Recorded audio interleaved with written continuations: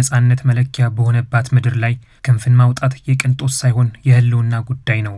ለኢትዮጵያ አየር ኃይልም ጀግንነት መፈጸሚያ መድረክ ነው። አየር ኃይሉ ከ1920ዎቹ ጀምሮ የሀገሪቱን ሉዓላዊነት በደመና ውስጥ ሆኖ ሲጠብቅ የኖረ የብረት ግንብ ነው። ከፋሺስት ጣሊያን ጋር ከተደረገው የሰማይ ላይ ትንቅንቅ እስከ ካራማራው ገድል የአየር ኃይሉ ክንፍ መቼም ታጥፎ አያውቅም። ይህንን የአየር ኃይሉን ገድል ለማክሰም በብዙ የታተረው የአየር ኃይሉንም አቅም በእግረኛ ጦር ሲተካ የኖረው ህወሓት አየር ኃይሉ በድጋሚ ማንሰራራቱን ረስቶታል። እናም የለመደውን የምድር ጦርነት በሰሜኑ ክፍል ለማካሄድ በራያ አላማጣ ዝግጅት እያደረገ ይገኛል። ባለፉት 30 ዓመታት ገደማ በጣም ከተመቱ ከተዳከሙ በሁለት እግራቸው ቆሞ መጓዝ ከተቸገሩ ተቋማት አንዱ የኢትዮጵያ አየር ኃይል ነው። አሁን የጦርነት ህግ ተቀይሯል። የኢትዮጵያ አየር ኃይል አሁን በድሮን ቴክኖሎጂ የአፍሪካ ቀዳሚ ኃይል ሆኗል። በተራራማ ውስጥ ከማይታይ ከፍታ ላይ ሆኖ የመልቀም አቅም እንዳለው ከሁሉ በላይ ህወሓትና በጽምዶ ውስጥ ያሉ ታጣቂዎች ያውቁታል። ለመሆኑ የአፍሪካ ኩራት የሆነውን የኢትዮጵያ አየር ኃይልን አምልጦ ህወሓት በጦርነት ላይ ይቆያል የሚለውን ጥያቄ ለእናንተ ለሀሳብ ሚዲያ ቤተሰቦቻችን እያቀረብን ብዙ ገድሎችን የፈጸሙን የኢትዮጵያ አየር ኃይልን በማውሳት እንጀምር።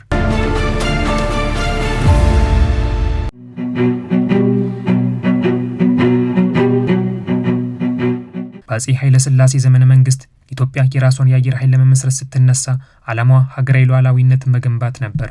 የመጀመሪያዎቹ ፈረንሳይ ሰራሽ አውሮፕላኖች ወደ ኢትዮጵያ ምድር ሲገቡ የኢትዮጵያ ሰማይ አዲስ የታሪክ ምዕራፍ ከፈተ። የኢትዮጵያ አየር ኃይል የመጀመሪያዎቹ አብራሪዎችና መካኒኮች ስልጠናቸውን የወሰዱት በሀገር ውስጥና በውጭ ሀገራት ሲሆን ይህም የሀገሪቱን የዘመናዊነት ጉዞ አንድ እርምጃ ወደፊት እንዲሄድም አድርጎታል። በ1928 የፋሺስት ጣሊያን ወረራ ወቅት የኢትዮጵያ አየር ኃይል ገና በጅምር ላይ የነበረ ቢሆንም መልእክት በማስተላለፍ ቁስለኛ በማጓጓዝ ኢትዮጵያውያን እንዳይወረሩ ባህላቸውም እንዳይበተን ትልቅ ውለታ ውሏል። ከጣሊያኑ ፋሺስት ወረራ በኋላ በ1940ዎቹና 50ዎቹ መጨረሻ የኢትዮጵያ አየር ኃይል በኮሪያ ዘመቻና በኮንጎ የሰላም ማስከበር ስራዎች ላይ በመሳተፍ ዓለም አቀፍ እውቅናን አትርፏል። የኢትዮጵያ አየር ኃይል በቀደመ ታሪኩ አፍሪካ ውስጥ ስመጥር የሚባል ተቋም ነው። ለምሳሌ ታንዛኒያ ነፃ ከወጣች በኋላ የታንዛኒያ ጎረቤት የሆነው ሞዛምቢክ በፖርቹጋል ስር ከኮሎኒ ነፃ አልወጣም ነበር። በዚያ ጊዜ የኢትዮጵያ አየር ኃይል ታንዛኒያ ድረስ በመሄድ ለወራት በራሱ አውሮፕላንና በራሱ ፓይለቶች ለወራት የታንዛኒያ የአየር ክልል ከጎረቤት የፖርቹጋል ፎርስ ይከላከል ነበር። የኢትዮጵያ አብራሪዎች ባሳዩት የበረራ ጥበብ በጀግንነት ስሜትና በወታደራዊ ዲፕሎማሲያዊ ምክንያት የሀገሪቱ አየር ኃይል የቁርጠኝነትና የብቃት ማሳያ ተደርጎ ሲወሰድ ቆይቷል። በ1970ዎቹ የተከሰተው የሶማሊያ ወረራ የኢትዮጵያ አየር ኃይል እውነተኛ ወታደራዊ ፈተናውን ያየበትና ትልቅ ታሪክ የሰራበት ዘመንም ነበር። በወቅቱ በዝቅተኛ ቁጥርና አስቸጋሪ ሁኔታ ውስጥ የነበሩት የኢትዮጵያ የኤፍ-5 የጦር ጀቶች በቁጥር እጅግ ከበለጡ የሶማሊያ አየር ኃይል የሚግ አውሮፕላኖች ጋር የአየር ላይ ውጊያ አድርገው ኢትዮጵያን ከወረራ ነፃ በማድረግ ሰማያዋን በብቸኝነት ተቆጣጥረዋል። የካራማራ ድል ያለ አየር ኃይሉ ወሳኝና አውዳሚ ጥቃት ሊታሰብ የማይችል ነውም ተብሎ እንዲነገርለት አድርጓል። በደርግ ዘመን መንግስት አየር ኃይሉ በሶቪየት ህብረት ሰራሽ በሚግ 21 እና ሚግ 23 የጦር ጀቶች እንዲሁም በሄሊኮፕተሮች ተደራጅቶ ጠላትን ሲመክት ቆይቷል።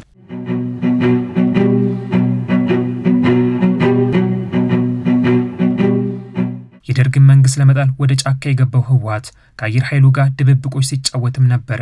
ኢትዮጵያ በኤርትራ ጦር ጥቃት ሲፈጸምባት፣ በሻቢያ ጦርም ውጊያ ሲካፈትባት አየር ኃይሉ በኤርትራ ሰማይ ስራ አጓርቶ የሻቢያ ጦር ላይ ከባድ ጥቃት መፈጸሙን ታሪክ ይነግረናል።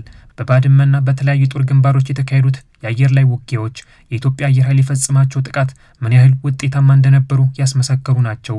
ይህንን የአየር ኃይሉን ገድል ግን ህወሓትም ሆነ ሻቢያ ከአይምሯቸው ፍቀው አውጥተውታል። በኢትዮጵያ ላይም ጥቃት ለመፈጸም ዝግጅት እያደረጉ ይገኛል። ይህንን የአየር ኃይሉን ገድል የሚዘነጋ አይምሮ ምኑን ስራ ሰራ እንዲባል ያደርገዋል። በእርግጥም ሻቢያና ህወሓት የማሰቢያ ጭንቅላት የላቸውም። ኤርትራውያን ከዓመት ዓመት ያልተሻሻለ ህይወት እንዲኖሩ የፈረደባቸው ሻቢያ የማሰቢያ ጭንቅላት አለው ተብሎ ቢታሰብ ሞኝነት ነው። የትግራይ ወጣቶች ወደ ጦርነት ውስጥ እንዲገቡ ከየቤቱ የሚያፍሰው ህወሓት የማገናዘቢያ ጭንቅላት አለው ቢባል የተቀመጠበትን ቅርንጫፍ በቆረጠው ሞኙ ሰው መሰየሙ የግድ ይለዋል። ባለው አቅም ላይ ድሮን የጨመረው አየር ኃይሉ ለነ ህወሓት ዱብዳ መሆኑን ቀጥሏል። Ladies and gentlemen, now is the time for the Su-27. Su-27 በቅርብ ዓመታት የኢትዮጵያ አየር ኃይል ራሱን በከፍተኛ ደረጃ የማዘመንና የማደስ ስራዎችን አከናውኗል። የጦር ጀቶች አቅምን ከመጠበቅ ጎን ለጎን አየር ኃይሉ በዓለም አቀፍ ደረጃ እየተስፋፋ የመጣውን የሰው አልባ አውሮፕላን ቴክኖሎጂን አስፋፍቷል። ይህ የቴክኖሎጂ ሽግግር የአየር ኃይሉን የውጊያ ስትራቴጂ ሙሉ በሙሉ የቀየረና የታጠቁ ኃይሎችን የመከታተል የማወቅና የማጥቃት አቅሙን በከፍተኛ ደረጃ አሳድጓል። ዘመናዊ የባይራክተር ቲቢ2 ዊንግ ሎንግና ሌሎች ድሮኖችን በአየር ኃይሉ ስር እንዲደራጁ ተደርገዋል። እነዚህ ድሮኖች በቀንና በሌሊት በማንኛውም የአየር ሁኔታ ውስጥ ሆነው የጠላትን እንቅስቃሴ በከፍተኛ ጥራት የማየት መረጃን በቀጥታ ወደ ማዕከላዊ አዛዦች የማስተላለፍ አቅም አላቸው። የአየር ኃይሉ አወቃቀር ከቀደሙት ጊዜያት በተለየ መልኩ ፈጣን ምላሽ መስጠት በሚያስችል በራዳርና በሳተላይት መረጃ በሚመራ የመቆጣጠሪያ ማዕከል የተሳሰረ ሆኗል። ይህ አጠቃላይ የሪፎርም ስራ አየር ኃይሉን በምስራቅ አፍሪካ ካሉ እጅግ ዘመናዊና ግዙፍ አየር ኃይሎች ተራ እንዲሰለፍ አድርጎታል። Ethiopia, the only African nation never colonized. Today, this ancient nation is soaring into the future. On wings, it built itself. This is the story of a drone revolution born in Africa's highlands. ይህንን የአየር ኃይሉን ገድል የዘነጋው ህወሓት በትግራይ ክልል አዋሳኝ ቦታዎች በወልቃይት በራያና በሌሎች ስትራቴጂካዊ አካባቢዎች ወታደሮቹን እያከማቸ መጥቷል። በዚህ በተደቀነው አዲስ የወታደራዊ ውጥረት ውስጥ የኢትዮጵያ አየር ኃይል ትልቅ ሚና እንደሚጫወት ህወሓት ዘንግቶታል። ዘመናዊዎቹ የራዳር ስርዓቶችና በከፍታ ላይ የሚበሩት ድሮኖች የትኛውንም አይነት የጦር መሳሪያ ዝውውር፣ የሰራዊት እንቅስቃሴና የምሽግ ግንባታ በሰከንዶች ውስጥ በመመዝገብ ወደ ማዕከላዊ የጦር ማዘዣ ሲያስተላልፉ፣ ድሮኖቹም በህወሓት ላይ እርምጃ ሲወስዱ ተመልክተናል።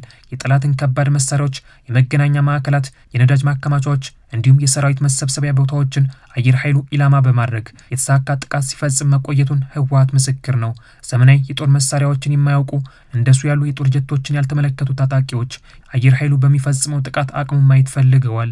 ቆማችሁ የቀራችሁ ወደፊት መራመድ የምትቸገሩ ሱ30 JC10 ወይም ከዚያ ያለፉ ቴክኖሎጂዎች ሲጠሩ ይሄ ደግሞ ምንድነው ብላችሁ ግራ የሚገባችሁ አሁንም ሚግ 21 ላይ ያላችሁ ሀገራት ደጋግማችሁ እንድታስቡ የሚያስፈልገው ኢትዮጵያ ትናንትና ላይ የቆመች ሀገር አይደለች። የኢትዮጵያ አየር ኃይል አቅም ከውጊያ ባሻገር ትልቅ ስለንቦናዊ ጦርነት በጠላቶች ላይ የሚፈጥር ነው።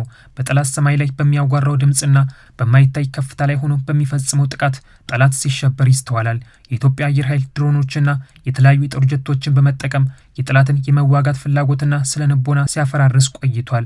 ህወሓት ግን የቀድሞ የጦርነት ልምዶችን በመጠቀም የአየር ጥቃቶችን ለመከላከል የሚያስችሉ ድብቅ ምሽጎችን፣ የተፈጥሮ ዋሻዎችን እየተጠቀመ ይገኛል። የአየር ኃይሉ ዋና አዛዥ ሌተናል ጀነራል ይልማ መርዳሳ የኢትዮጵያ መከላከያ ሰራዊት በሰው ኃይልና በቴክኖሎጂ ከፍተኛ ለውጥ እያደረገ እንደሚገኝ አስታውቀዋል። አሁን በምንገኝበት ዘመን የውጊያ አካሄድና ስልት ለመገመት በሚያዳግት መልኩ በፍጥነት እየተቀያየረ ነው ያሉት ዋና አዛዡ ይህንን ታሳቢ በማድረግ የዘመኑን ቴክኖሎጂ መጠቀም የሚያስችል የሰው ኃይል በማብቃት በርካታ ፓይለቶችን፣ ቴክኒሽያኖችንና የአስተዳደር ባለሙያዎችን አየር ኃይሉ እያፈራ መሆኑንና የዘመኑን የውጊያ ቴክኖሎጂዎችን እየታጠቀ እንደሚገኝ አረጋግጠዋል። ኢትዮጵያ በአሁኑ ወቅት በታሪኳ እጅግ አሳሳቢና ወሳኝ ከሆኑ የፖለቲካና ወታደራዊ ምዕራፎች አንዱ ላይ ስትሆን ከቀደምቶቹ ባንዳዎች የበለጠ በራሳቸው ዜጋ ላይ ጥቃት የሚፈጽሙ ወዳደሮችን በውስጧ ሰግስጋ ይዛለች። እናም ጦርነት ካልደገስንልሽ እያሏትም ይገኛል። የሀገር መከላከያ ሚኒስትር የብልጽግና ሰራዊት አይደለም። ብልጽግና በሆነ ምርጫ ዘመን ውስጥ የመጣ የሚሄድ ፓርቲ ነው።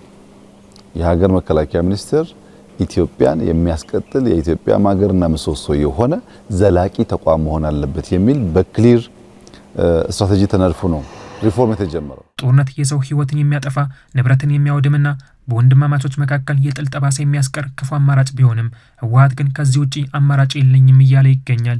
የኢትዮጵያ ሉዓላዊነትና የህግ የበላይነት አደጋ ላይ በሚወድቅበት ጊዜ የኢትዮጵያ አየር ኃይል የሀገሪቱ የመጨረሻ የብረት ጋሻ ሲሆን ከቀድሞ ታሪኮች ተመልክተናል። አየር ኃይሉ ኢትዮጵያን ከአፄ ኃይለ ሥላሴ ዘመን ጀምሮ እስካሁኑ የዲጂታልና የድሮን ዘመን ድረስ ሲጠብቅ ኑሯል።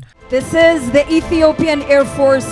Welcome once again. Few moments before የቀድሞ ገድላቸውን ለመፈጸም በተለያዩ የኢትዮጵያ ክፍሎች የሚገኙ የኢትዮጵያ የጦር ጀቶች ሀገራቸውን ከጠላት ጥቃት ለመከላከል የትዕዛዝ ደውሉን በመጠበቅ ላይ ናቸው። ሰማዩ አሁንም ጸጥታ የነገሰበት ቢመስልም ከዚህ ዝምታ ጀርባ የጦር ጀቶች ድምጽና የድሮኖች ስለላ አሁንም አልቀረም። የኢትዮጵያ አየር ኃይል አሁንም ቢሆን የሰላም ዘብ ሲሆን፣ ነገር ግን በጠላት ውጊያ ከተከፈተበት ሰማዩን ወደ እሳተ ገሞራ በመቀየር የሀገሪቱን ህልውና በማስጠበቅ ታሪካዊ ኃላፊነቱን ለመወጣት በተጠንቀቅ ላይ ይገኛል። የህወሓት የመኖር ህልውና ወደፊት በሚኖረው ውሳኔ ላይ የተመሰረተ ቢሆንም የሰማዩ ንጉሶች ግን ሁልጊዜም ክንፋቸውን እንደዘረጉ ይኖራሉ።